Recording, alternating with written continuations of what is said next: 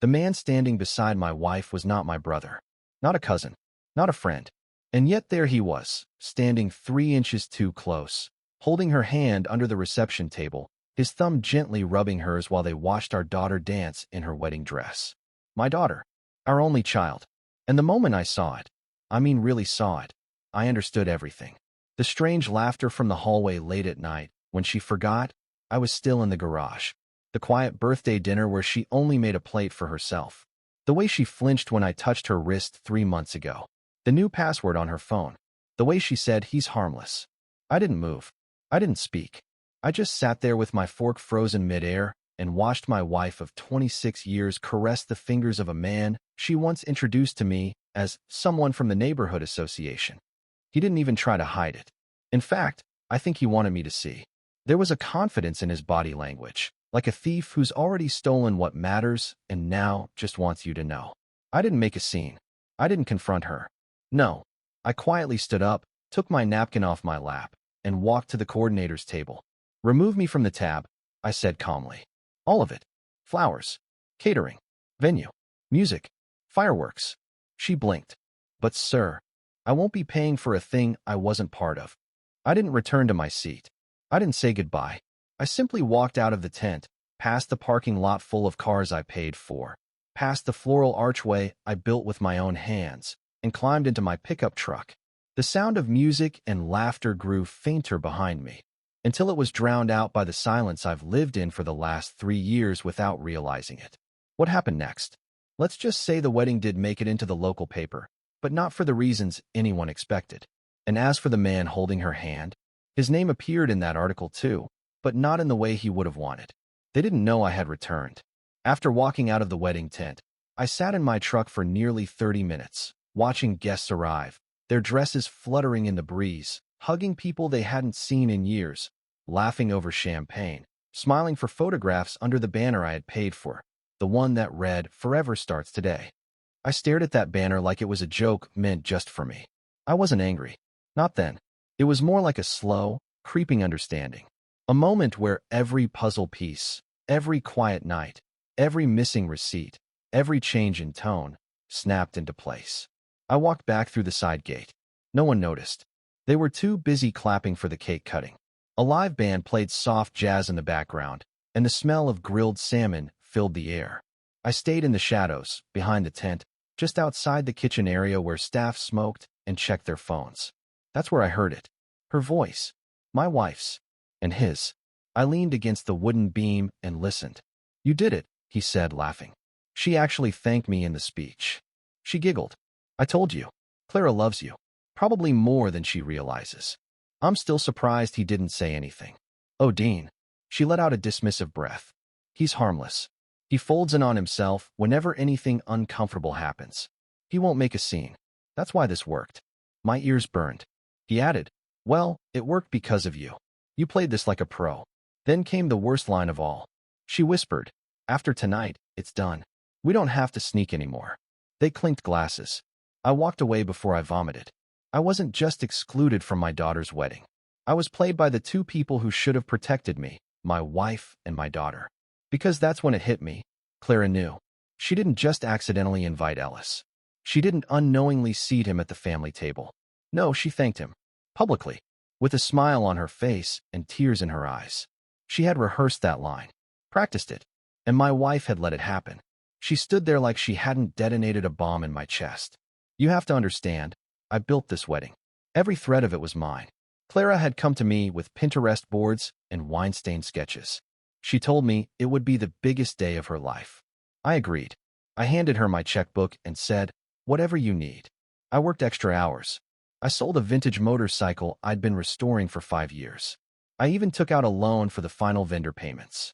And in return, they invited the man my wife had been sleeping with for years and sat me like a stranger in my own story. But the part that would make this unforgettable wasn't what I overheard. It was what happened the next morning. Because when the final invoices came in, the venue balance, the caterer's final payment, the fireworks company demanding the remainder, I gave a simple answer to each one. "Send it to Mrs. Marlene Brooks. She's the one who hosted the event." Confused silence. "She's the bride's mother, right?" I added. and Mr. Ellis Brooks is her guest of honor. Maybe he can help cover it. And just like that, the first cracks appeared. Vendors began calling Clara. Clara called Marlene. And by sunset, the image of the perfect wedding began to bleed. But that was nothing compared to what I did next. Because there was one final surprise in that event folder, something none of them knew I kept. And when I released it, our town didn't just whisper. It exploded. The night after the wedding, I didn't sleep. I sat in my garage, surrounded by forgotten tools and silent machines. The coffee in my mug turned cold. I didn't even notice.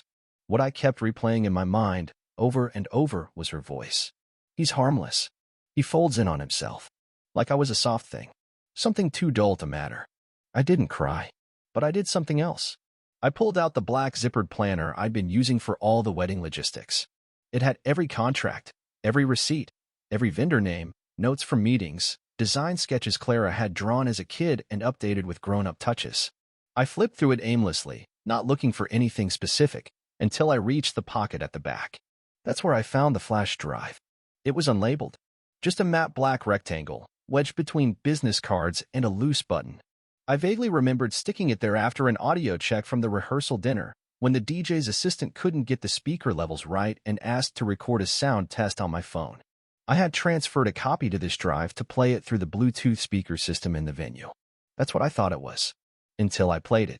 It started normal. Music. Static. A few voices. Then, laughter. Not the usual kind. This was cruel laughter. Whispered, muffled, like it was recorded in a back room. I leaned forward, confused, as the voices sharpened. I told you he wouldn't catch on, Marlene said. Then Ellis, you should have seen his face when Clara mentioned me. I thought he was going to choke on his tie. Another voice, female, young Clarice, you guys are terrible.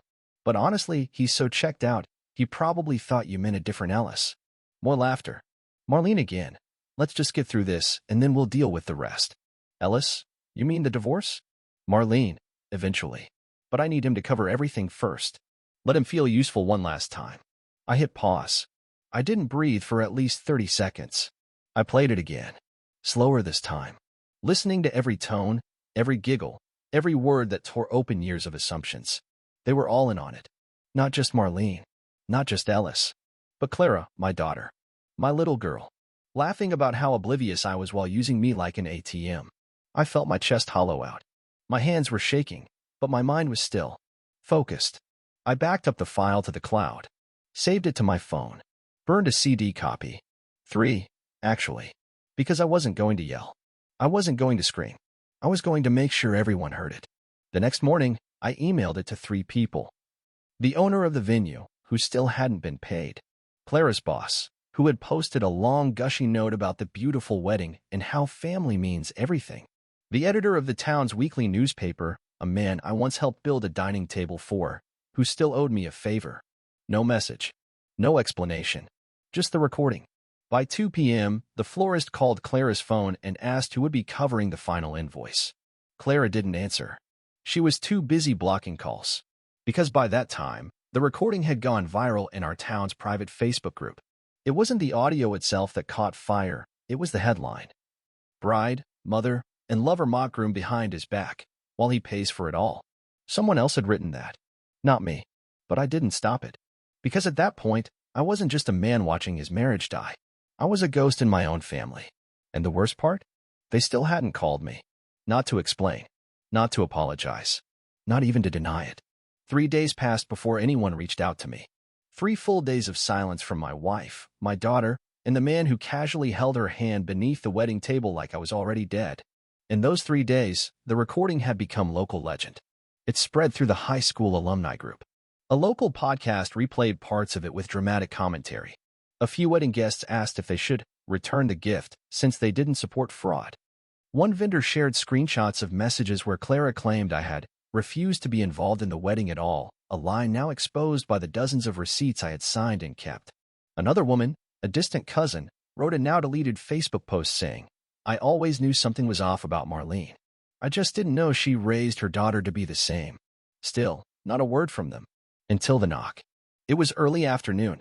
I was working on a chair in the shop, the first piece I'd touched since the wedding, when I heard it. 3 sharp knocks. Not the tentative kind. These were the you owe me your attention kind. I dried my hands, opened the door, and there she was. Marlene. She looked tired. Not messy. Just carefully tired. Like someone who tried to cry in a way that wouldn't ruin their makeup. She had that same burgundy coat she wore to Claire's engagement party. I remembered it because I bought it. She never thanked me. "I need to talk to you," she said. I didn't answer. I just stepped aside and let her in. She walked in like it was still her home. Sat down on the stool by the workbench and looked around like she was taking inventory of what parts of me still existed. "I didn't know Clara recorded that," she said finally. "Neither did I replied. She sighed. "This got way out of hand. People are messaging Clara awful things. Threats. People saying she's a sociopath. That she mocked her father while he paid for her dream wedding." I cut in. Her jaw tightened. She was under pressure. She was being stupid. Ellis pushed her to be friendly, to include him. "And you?" She didn't answer. The silence between us was heavy. Not awkward, weighted. Like if I said one more word, the whole thing would collapse. "I didn't expect it to last this long," she said. "It was supposed to end 2 years ago. I was going to tell you after the holidays, remember? But then you got Clara that internship, and you were working overtime, and Ellis was there. He made me feel seen." "You were seen," I said quietly. "You just stopped looking back." She flinched. "You think I was cold?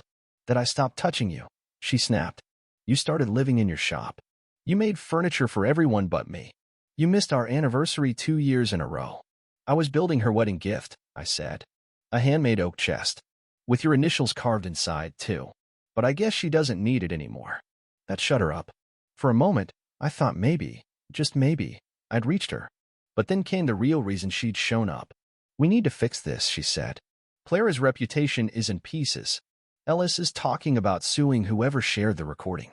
This could hurt your name, too. Your shop. Your business. You're the adult here. You always were."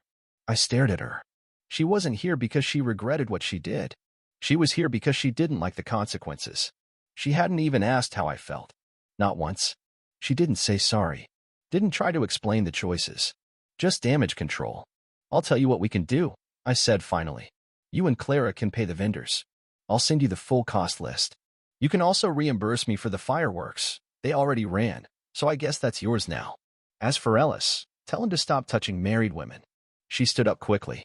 "You think this makes you the good guy? You're punishing your daughter." She punished herself. Then I added, "I have nothing left to take from her." She took it all. Marlene stormed out. No final word. No slammed door. Just the sound of her heels clicking down the driveway, confident, controlled, maybe even relieved that she got to say her piece. But here's the twist. That wasn't the last knock that day. Because 20 minutes later, someone else came to my door. Someone I hadn't seen in 7 years. And when I opened it, my entire understanding of what really happened began to crumble. I wasn't expecting another knock. Not that day. Not that month, honestly. But it came, softer this time, almost polite. I opened the door, still tired from my conversation with Marlene, and saw a man standing on my porch with a worn baseball cap in his hands. He looked to be in his early 60s. Clean shirt. Nervous posture. The kind of man who doesn't visit unless something's eaten at him for a while. "Dean Halpern?" he asked. "Yes." He hesitated, then extended his hand. "Name's Wesley. Wesley Boone." I don't think you'll remember me." I didn't. But something about his face had a familiarity I couldn't place. Lines around the mouth like he used to smile more. Eyes that had seen enough disappointment to know when to tread lightly. "I don't mean to intrude," he continued. "But I think it's time you heard something. About your wife. And about your daughter." That last part, your daughter, made the air thin. I stepped aside. I didn't offer him coffee.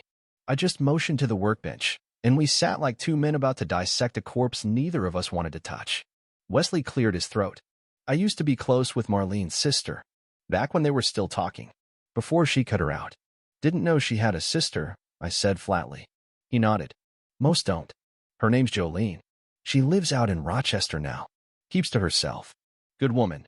Used to babysit Clara when she was little, until Marlene ended things."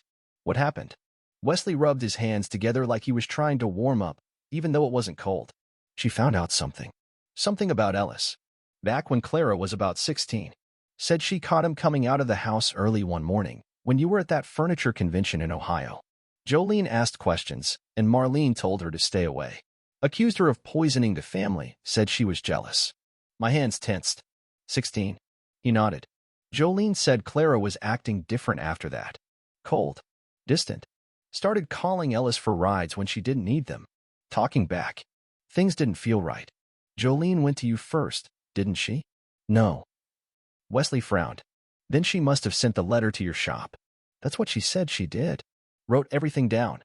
Mailed it. Begged you to ask questions. I stared at him. I never got a letter. Then someone intercepted it. Silence sat heavy between us. It all suddenly made sense. Why Marlene pushed me to clean out the mail every evening. Why Clara insisted on sorting the packages during the years she wanted to help. Why a few wedding vendors told me they'd been in touch with Clara directly. My mail. My messages. Filtered. I don't know what kind of man Ellis really is, Wesley said, but Jolene swore she heard something once. Clara yelling. The way she said his name, it wasn't right. My stomach turned. Why are you telling me this now? I asked. He looked me dead in the eye. Because your daughter might not be a monster. She might be someone who's been under a spell for too long. And if there's even a chance of saving her, not the wedding version, not the press release version, but the real her, then you're the only one left who can do it. I couldn't speak. I wanted to argue. Wanted to dismiss it as old gossip or small-town drama. But deep down I knew. I'd seen Clara's eyes when Ellis spoke. She smiled. Yes. But there was something else. A distance. Like she was playing a role she hated but had memorized by heart. And that recording? The laughter? The cold lines? It didn't match the girl who once spent 3 months designing the inside of a jewelry box she wanted to give me for Father's Day. Wesley stood up and left without another word. I didn't stop him. I just sat there in my quiet shop, replaying every moment I'd brushed off. Every excuse I accepted. Every smile I assumed was genuine. That night, I opened a locked box I hadn't touched in 10 years and found something that would change the entire direction of this story. Something even Clara didn't know I still had. And once I used it, everything would shift. The box was from a different life, fireproof, heavy, dusty from 10 years of neglect. I'd locked it back when Clara still wore braces and called me Pops. It held what I considered final copies, backup drives, old tax forms, our family camcorder, and a handful of cassettes I hadn't labeled because I never expected to need them again. I was wrong. Buried under layers of saved documents, I found a hi-8 tape. It had no name, just a cracked plastic shell and faded sticker that said 2009, Spring Recital. I nearly tossed it, but something told me not to. I hadn't used that camera in years, but I still had the reader, a small adapter I'd rigged into a USB converter. Took me nearly an hour to boot the file, clean the heads, and bring it back to life. When the screen blinked on, I expected the usual Clara dancing in her purple leotard on the school stage. But 35 minutes in, after the performance faded to black, the footage kept rolling. The camera must have been left on the table during the after-party at our house. I watched as blurry figures passed by. Marlene laughing. Clara sitting awkwardly on the couch, eyes down. And then Ellis entered the frame. He didn't notice the red recording light. Most people wouldn't. He walked in with 2 drinks. Set them down. Sat beside her. Then he leaned in. Not like a friend. Not like an uncle. He whispered something in her ear. She pulled away. Barely. Enough to make my heart stop.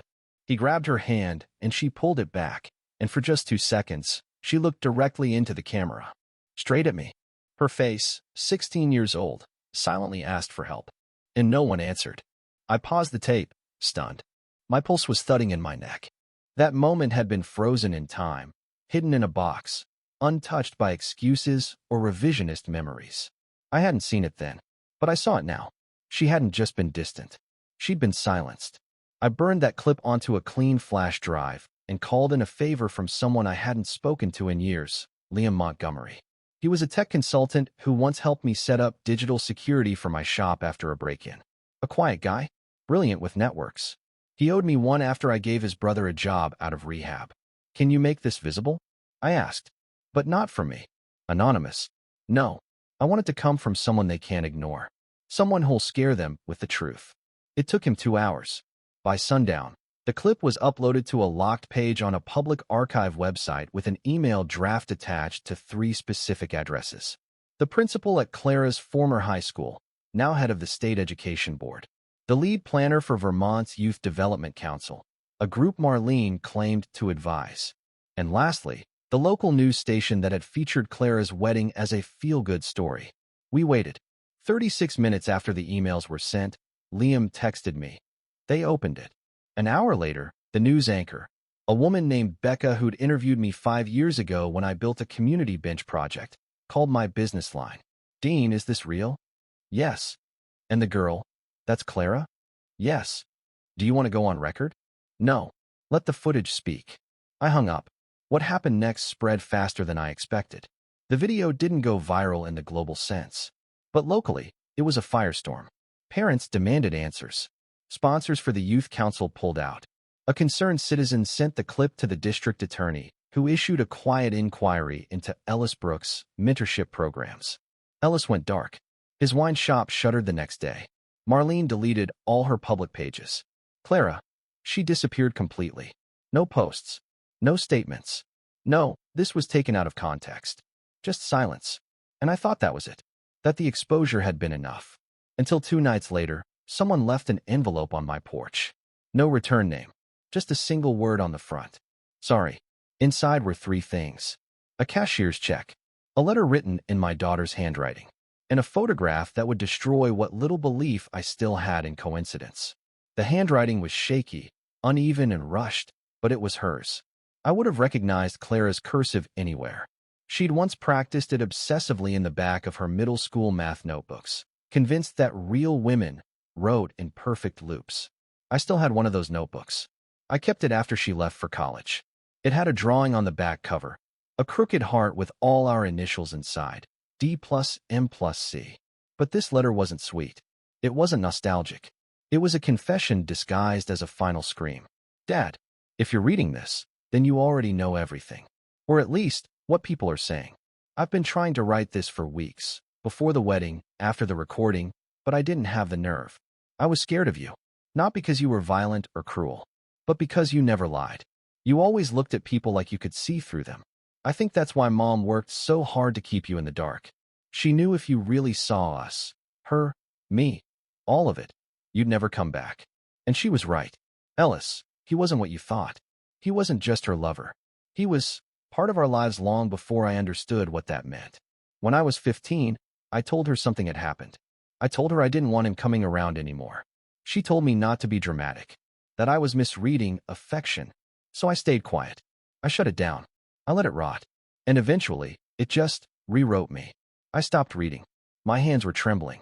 The air in the room felt heavier, as if the truth had real weight, something you could actually drown in. But I forced myself to keep going. I went along with the wedding speech because she asked me to. She begged, said Ellis deserved to be part of it, that he was family. I said I'd only mention him if I didn't have to say your name. She agreed. And I agreed, because I thought if I erased you, I could erase the guilt. But the moment I saw you walk out of that tent without saying a word, that was when I knew. You hadn't just left the wedding. You had left me, the real me, and I deserved it. I'm sorry. I'm sorry for every lie I let her tell in front of you. For every time I smiled while you were being used. For every time I handed her a lighter and pretended the house wasn't already burning. Inside this envelope is the last piece.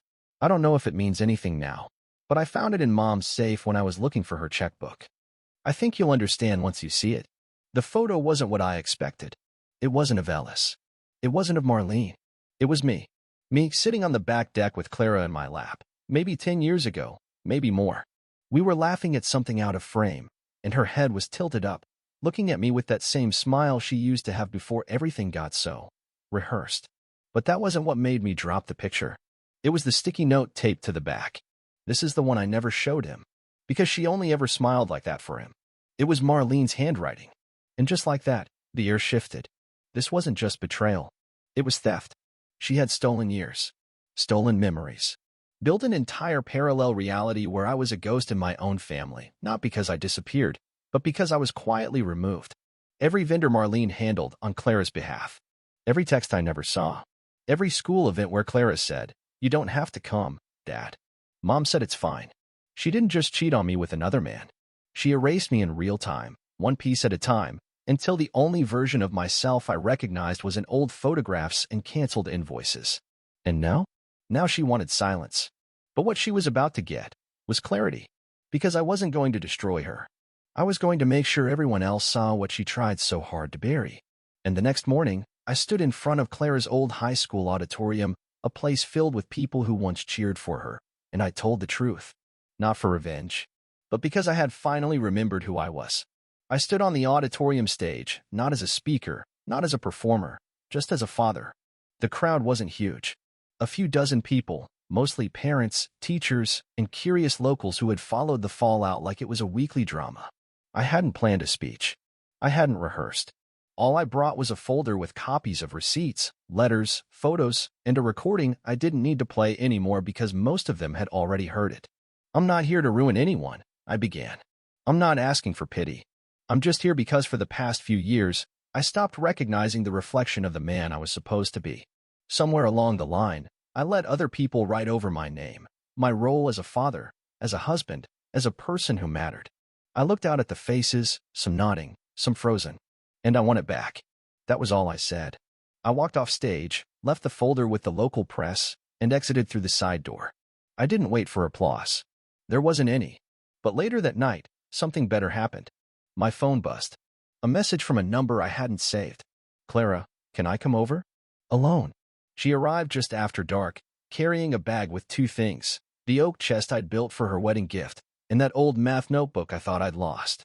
She didn't say anything at first, just sat across from me at the kitchen table like a little girl who'd scraped her knees and didn't know how to explain it. "I can't undo what I let happen," she said finally. "But I want to learn how to be someone who doesn't hide behind other people anymore. Someone who doesn't ignore pain just because it's quiet." I didn't say anything. I just slid her a plate with leftover lasagna and poured her a glass of water. That was how we started. No big declarations. No perfect endings. Just dinner. In the weeks that followed, Marlene moved in with her sister in another state. Ellis Brooks was being quietly investigated, the legal phrase used when they're trying not to panic the public. My shop got a small surge of new clients, people who told me they admired how I handled it. I didn't feel heroic, but I felt solid again. The best moment came a month later, when Clara walked into my store while I was sanding a bench. She held out a folded document. "Name change request," she said. "I want to go back to Halpern. Officially. I want to carry it right this time." I didn't say anything, just hugged her. Longer than I ever had before. That weekend, we reopened the wedding chest together. I carved a new inscription into the inside lid. To Clara, not the bride, not the daughter, but the woman brave enough to begin again. She cried. So did I. Not because we lost something, but because we finally stopped pretending we hadn't. And in that truth, we found what mattered most: each other.